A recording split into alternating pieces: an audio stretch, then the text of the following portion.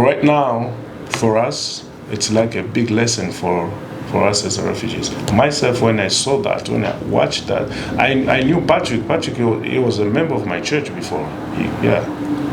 So when I saw the video, it gave me something in my mind to sit with myself, because I have only one son.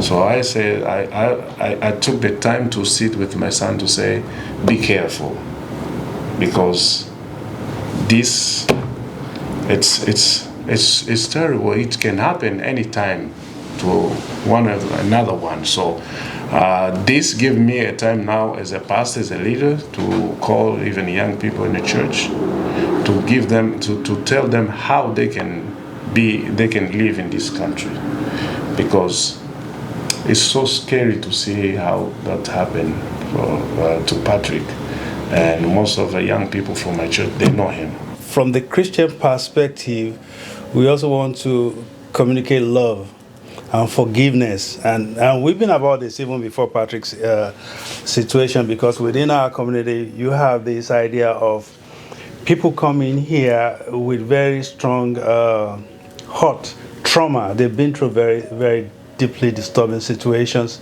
You have children who have seen their parents murdered and everything, and so they come here knowing that their situations are caused by these other fellows, So when we come together as African pastors, we encourage ourselves to let people know that it's not okay to be hateful. It's not okay to live in a society where people push against you, but it's also okay to forgive and let things go. And as you know, we face our own tribalism. But racism is different, though.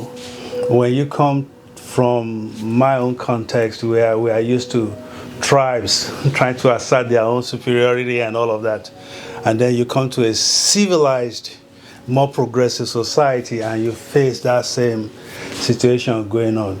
So as we teach our young people, it's a very thin line to trek on, in terms of letting them know that people are going to treat you differently because you look different. People are going to treat you differently because you are from somewhere else. So when Patrick's situation came up, that is really very disturbing, very traumatic for the community, in terms of bringing out some of those things that we've perceived already. But there's no precedence in our community where you have a police officer shooting just at that close range when there's no serious perceived threat. So that is very disturbing. It's a very, very sad incident for our community, for the Congolese community, which is the largest refugee population. So I feel like it didn't have to take a tragedy for them to hear the voices of this community.